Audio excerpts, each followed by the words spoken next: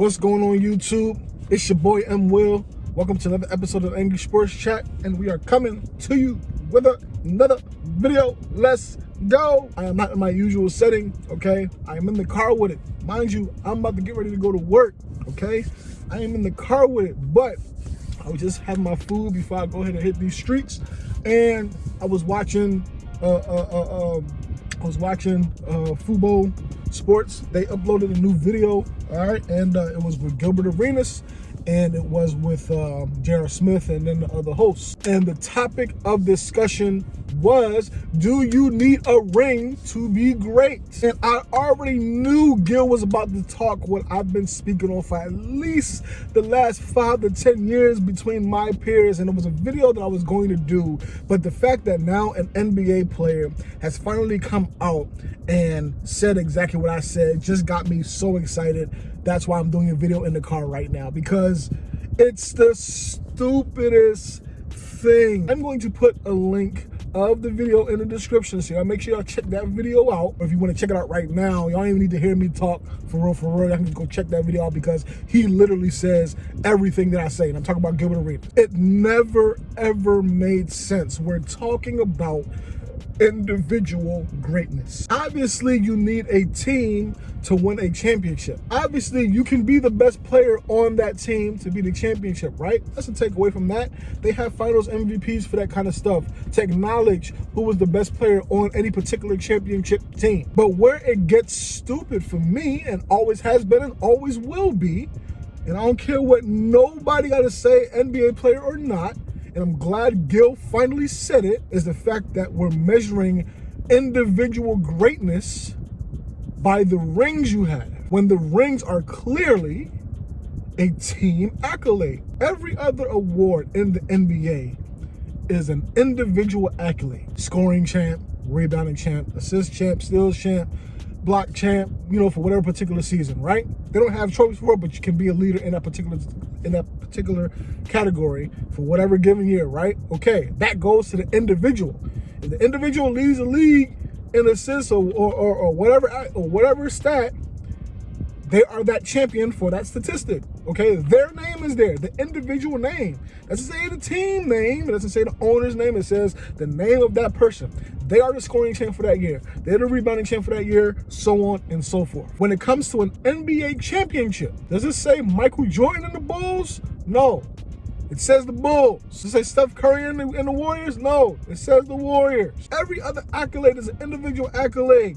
MVPs, all defensive teams, all NBA teams, rookie teams, most improved player, defensive player of the year, all that stuff all got individual names. It is the simplest of concepts, people. Somehow, some way, we've taken simple logic and made it okay for a team accomplishment to dictate an individual career. I've never been good with it. I never will be good with it. Listen, I'm not even gonna go ahead and rant too much about it. It really is that simple, okay? So listen, when you're talking to me about a body of work and who ranks where and whatever and why, the other argument, which is a pretty deep, I'm not against this particular argument. Like, if you want to go about how they did it, the path that they took, that's fine, because guess what? It's still the individual path, right? And how did that path work out? How did they maximize the path that they chose, okay, to accomplish what they accomplished? Now, as much as we can say, oh, Michael Jordan was a jerk to his teammates sometimes or whatever, guess what? It worked. Same thing with LeBron. LeBron, he got his way of doing it. Kobe got his way of doing it. Larry Bird had his way of doing it. Tim Duncan had his way of doing it. All these dudes, Steph Curry, all these dudes are different kind of leaders, okay? Different kind of leaders, but at the end of the day, did it work? It's many roads to a destination, y'all.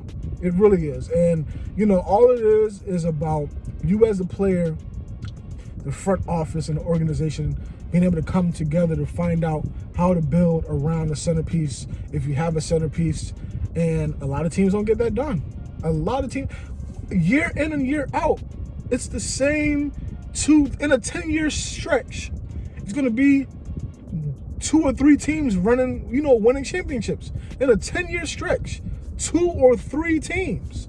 okay? Out of 32 teams. Let that sink in. But still, you have individuals, okay? Many different leadership styles, okay? And at the end of the day, they have their hardware, okay? And they have their accomplishments, and you stack those accomplishments against each other to see who ranks where, okay? So regardless of the fact, going back to my point about Michael Jordan, regardless of the fact that a lot of people want to say he was a jerk or whatever, guess what? Mike got the hardware to back it up. The most prestigious award that you can win is an MVP, okay? And I put all 3 MVPs in the category, in the top tier, 1, 2, and 3. All-Star MVP at the 3rd, regular season MVP at the 2nd, and Finals MVP at the 1st. Okay, those are the top 3 right there. So you got any combination of those, you know, I think that should be a discussion. Okay, I think we should start combining MVPs when saying who's the better player. You know, who's the better player, who had the better career. You know what I'm saying? Instead of saying, oh, this person got 6 rings, nobody care about that. I don't care about that because it's a team accomplishment. What about them MVPs, okay? Mike and Kareem up there, okay? Between, Mike has, what, 5 regular season MVPs and 6 finals MVPs? So combined, he has 11 MVPs. How many? He probably got like a good 2 or 3 All-Star game MVPs. So 11. So I'm not really sure on the All-Star part. But let's just say he got 2. So between those 3 MVPs, Mike has 13 MVPs, which leads everybody. Undisputed. Got 13 MVPs across those 3 MVP categories. But to say, oh, because he got 6 rings, that's why he's better than such and such? Nah. Because and that's the reason why. That's the reason why right there, Robert Horry a few years ago was making a case for him being in the Doggone Hall of Fame because Robert got 7. So he's like, all right, cool. I got 7 rings, right? So if y'all putting so much weight on these 7 rings, why am I not in the Hall of Fame then? How stupid that sound? Robert got a good 2 to 3 solid seasons, okay? But for the most part, Robert's been a role player his entire career. He's just been in the right place at the right time. His numbers do not match. His numbers don't stack up with all-time greats in even the slightest. But this is the problem with rings. And I don't want to hear the fact, oh, the ring argument only count when you're talking about greats. No, it still doesn't matter because it is a team accolade. As long as it's a team accolade, rings are not going to matter. And I'm so glad this video came out. I'm so glad.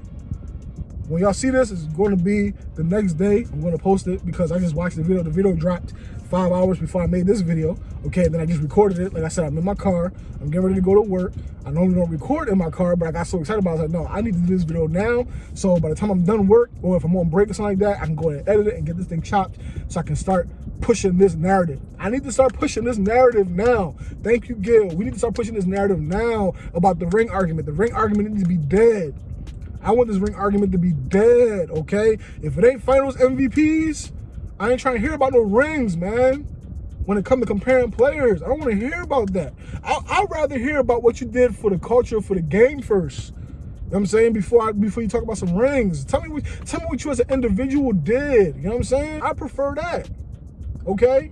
And I think that counts for something. Just for the record, I do think you influencing how a game is played does count for something. I honestly do believe that. It's the reason why people, and mind you, I'm a Philadelphia native, okay?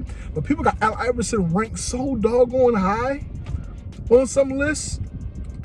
And it's like, I mean, not saying he ain't a Hall of Famer, not saying he's not deserving of a Hall of Famer, but it's some people I'm not putting Al Iverson in front of. Accolades themselves don't put Al Iverson in front of some of the people, especially at his position, that they want to put him in front of. But because of the impact that he had on the game, you know, it makes a difference. And I can respect that. I can get that. I can understand that. I may not agree with it, but I do understand. But what I don't agree with, what I will never understand, is the ring argument. Anyway, it's been real. It's your boy M. Will. Until the next time.